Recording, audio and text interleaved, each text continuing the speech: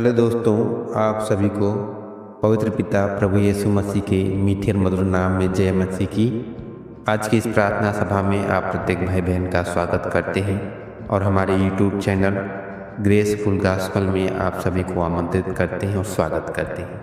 उम्मीद रखते हैं कि आप सभी प्रभु यीशु मसीह की कृपा में, उनकी दया में सही सलामत सुरक्षित हैं और प्रभु ने हम सभी को एक मौका, एक अवसर दिए हैं कि एक बार फिर उनके चरणों में आकर के उनके पवित्र वचनों का अध्ययन कर सके, मनन कर सके और साथ में प्रार्थना कर सके। इसलिए परमेश्वर का, प्रभु यीशु मसीह का धन्यवाद करते हुए हम लोग प्रार्थना करेंगे। आज का इस वीडियो जो मैं बताना चाहता हूँ, उस वीडियो को आप ध्यानपूर्वक देखें और सुनें। प्रभु के पवित्र शास्त्र को आप समझें, प्रभु के पवित्र वचनों का आप अध्ययन करें। आज के इस दौर में अगर देखा जाए तो बहुत से समस्या लोगों के जीवन में आती है, बहुत से बीमारियां लोगों के जीवन में आती रहती हैं। ऐसा कोई नहीं जो कह सके कि हमारे जीवन में कोई समस्या ना हो। कुछ न कुछ समस्याएं, कुछ न कुछ तकलीफ, कुछ न कुछ बीमारियां हमारे जीवन में, हर एक प्रत्येक भाई बहनों के घर परिवार के सदस्यों के जीवन में आती रहती हैं। मैंने पिछला वीडियो बनाया था कि हमारे जीवन में बीमारियां क्यों आती हैं और उसमें मैंने बताया था प्रभु के पवित्र शास्त्र के द्वारा कि कई बार हमारी गलती के कारण, कई बार हमारे गुनाहों के कारण, हमारे गलत कार्यों के द्वारा कई बार हमारे जीवन में बीमारियां आती हैं, हमारे घर परिवार में आती हैं। जैसा कि मैंने बताया, 38 साल का जो रोगी था, परमेश्वर ने, प्रभु यीशु मसीह ने उस रोगी को यही कहे कि तू फिर से पाप मत करना, क्योंकि वो जो बीमार में पड़ा हुआ था, 38 साल से जो रोगी था, चल फिर नहीं पा रहा था। यानी उस पाप के कारण जो उसने किया था, उस श्राप के कारण जो उसके ऊपर पड़ा था, उसी के कारण उनके जीवन में बीमारियां आई थी। आज के इस समय में एक बार फिर मैं आपके सम्मुख में एक वचन लेकर के आया हूँ। प्रभु के पवित्र शास्त्र में इस प्रकार से लिखा हुआ है, एक घटना के बारे में मैं आपको बताना चाहता हूँ। क्योंकि कई बार ऐसा होता है कि ना हम पाप करते हैं, ना गुनाह करते हैं, उसके बावजूद भी हमारे जीवन में, हम सभी के घर परिवार के बाल बच्चों के जीवन में कई बार ऐसी समस्या, ऐसी बीमारियां आ जाती हैं जिससे हम हताश, निराश हो जाते हैं और सोचने पर मजबूर हो जाते हैं कि ऐसा क्यों। ना हमने कोई गुनाह किया, ना हमने कोई पाप किया, उसके बाद भी हमारे जीवन में या हमारे बाल बच्चों के जीवन में या हमारे घर परिवार के सदस्यों के जीवन में ये बीमारियां क्यों। अगर आपके मन में, आपके जहन में अगर ऐसी बातें आती हैं तो आप प्रभु की इस घटना को, प्रभु के इस पवित्र वचन को जरूर आप पढ़ें, हमारे साथ आप निकालें। यूहन्ना सुसमाचार 9 अध्याय, उसमें एक घटना लिखा गया है, एक घटना के बारे में बताया गया है, जो कि एक जन्म से अंधा लड़का है, एक मनुष्य है जो जन्म से देख नहीं पाता है।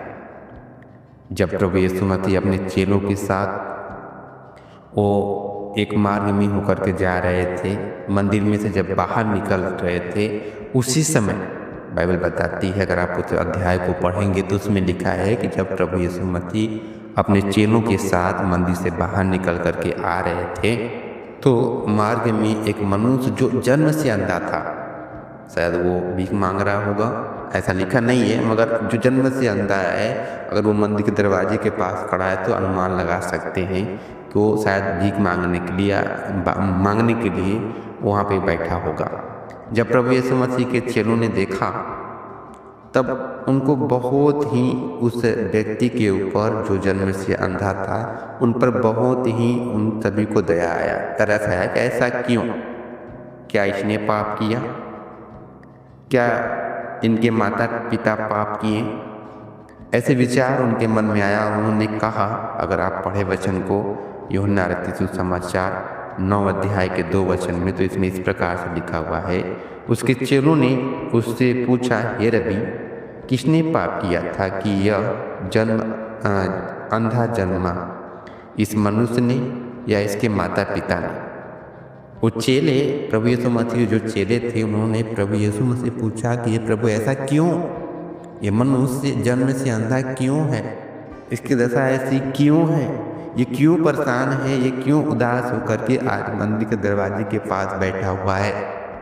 ऐसे विचार करके उन्होंने प्रभु से पूछा और प्रभु ने कहा, 3 वचन को पढ़ें तो उसमें लिखा है, यीशु मसीह ने उनको उत्तर दिया, यीशु ने उत्तर दिया, न तो इसने पाप किया था न इसके माता पिता ने, परंतु यह इसलिए हुआ कि परमेश्वर के काम, ध्यान से पढ़ें, कि यह इसलिए हुआ कि परमेश्वर के काम उसमें प्रकट हो। हालेलुया। प्रभु का वचन कहता है कि प्रभु यीशु मसीह ने अपने चेलों को बताया कि न इसने पाप किया न इसके माता पिता, परंतु ये इसलिए जन्म से अंधा हुआ, जन्म से ही अंधा पैदा इसलिए हुआ कि इसके द्वारा, इसकी इस समस्या के द्वारा परमेश्वर के काम प्रकट हो। और प्रभु ने उस व्यक्ति को जो जन्म से अंधा था, उन्होंने उस पर मिट्टी यानी थूक करके मिट्टी सान करके उसकी आंखों पर लगाया और कहा जा कर के आप धो ले। और वो जब अपने आंखों को धोया तो वचन बताता है कि वो देखने लगा, उसी घड़ी देखने लगा। यानी इस घटना को हम समझ सकते हैं, इस घटना के द्वारा हम सीख सकते हैं कि कई बार जो हमारे मन में, हमारे विचार में ऐसी बातें उत्पन्न होती हैं कि यह बीमारी क्यों, ऐसी समस्या हमारे जीवन में क्यों। अगर ऐसे विचार आपके मन में, आप लोगों के विचार जहन में आता है तो आप इस घटना को जरूर आप याद करें, क्योंकि परमेश्वर ने स्वयं कहा, प्रभु यीशु मसीह ने स्वयं कहा कि कुछ समस्या हमारे जीवन में इसलिए आती है कि उस समस्या के कारण, उस बीमारी के कारण परमेश्वर की महिमा हो, परमेश्वर के काम प्रकट हो। इसलिए आप उदास, हताश, निराश ना हो। आप मात्र प्रभु के हाथ में सब कुछ सौंप दें, क्योंकि प्रभु का वचन कहता है कि आप किसी बात के लिए चिंता ना करें। मत्ती रचित सुसमाचार 6 अध्याय के 33 वचन में इस प्रकार से लिखा है कि आप किसी बात की चिंता ना करें, परंतु आप परमेश्वर के राज्य और धर्म की खोज करते रहें, तो सारी चीज़ें आपको मिल जाएगी। यानी सब कुछ आपके लिए हो जाएगा। आपके जीवन में जो समस्या है, आपके जीवन में जो बीमारी है, आपके बाल बच्चों के जीवन में जो कुछ तकलीफ है, वो सब दूर होगा। मगर कब? जब हम परमेश्वर की ओर अपने ध्यान को, अपने मन को लगाएंगे, यानी हम परमेश्वर की खोज में जब लगे रहेंगे, तो यीशु मसीह की खोज में जब लगे रहेंगे, तो हर एक बातों से, हर एक उन बीमारियों से परमेश्वर हमें छुटकारा देंगे।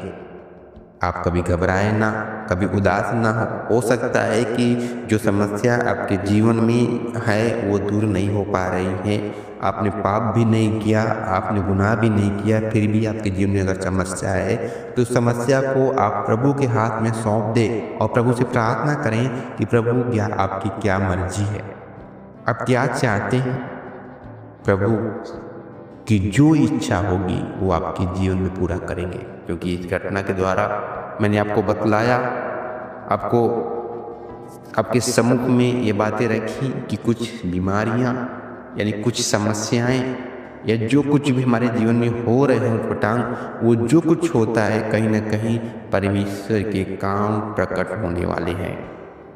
इसलिए आप प्रभु में बने रहें और प्रभु के राज्य की, उनके धर्म की आप खोज करते रहें, प्रभु की ओर अपने ध्यान को, अपने मन को लगाते रहें। आज के वचन से परमेश्वर हम सभी को आशीषित करें। उम्मीद रखते हैं कि आप सभी को आज का वचन समझ में आया होगा। आइए हम लोग छोटी सी प्रार्थना करें। पवित्र पवित्र पवित्र पवित्र सेनाओं के यहोवा परमेश्वर, अनुग्रहकारी दयालु परमेश्वर, प्रभु इस समय के लिए आपका धन्यवाद करते हैं। प्रभु सच में पिता, हमारे विचारों में, हमारे मनों में कई बार ऐसे सोच आते हैं प्रभु जी कि ये समस्या या बीमारी या तकलीफ हमारे जीवन में या हमारे घर परिवार के लोगों के जीवन में क्यों है पिता। हमें नहीं मालूम पिता कि किस कारण से आज लोग निराश में हैं, हताश है, या किस बीमारी से लोग परेशान हैं, हमें नहीं मालूम परमेश्वर। मगर आपसे विनती करते राजा, अगर आपकी मर्जी, आपकी इच्छा है प्रभु, अगर आपका काम उस बीमारी के द्वारा प्रकट होना है पिता, तो उसमें आपकी अगुवाई हो प्रभु, और अपनी योजना के तहत प्रभु हम सभी को इस्तेमाल करें। परमेश्वर, आप अपने लोगों को दुख नहीं देने वाले परमेश्वर हैं। आप अपने लोगों के ऊपर दया करने वाले प्रभु हैं। महान पिता परमेश्वर, आज जो लोग दुख के साथ, तकलीफ के साथ, समस्या के साथ प्रभु आपके सम्मुख में आए हैं, आप जरूर उनकी सुधि लें प्रभु, और तमाम तरह के जो समस्याएं हैं प्रभु आप अपनी योजना के तहत प्रभु दूर करें पिता। आज जितने लोग प्रभु इस प्रार्थना सभा में जुड़े हैं, हर एक जन के जीवन में आप बातचीत करें और हर एक जन के जीवन में आप अद्भुत काम करिए पिता। प्रभु जी आपसे विनती करते हैं, हम सभी के ऊपर आपका कृपा, आपका दया, आपका सामर्थ्य हो जाए, और प्रभु अपनी महिमा में प्रभु हम सभी को इस्तेमाल करें, आगे बढ़ाएं प्रभु। आज हर एक जन को नाम बाई नाम प्रभु आपके हाथ में अर्पण करके, समर्पण करके प्रार्थना यीशु मसीह के नाम में मांग लेते हैं, आमीन।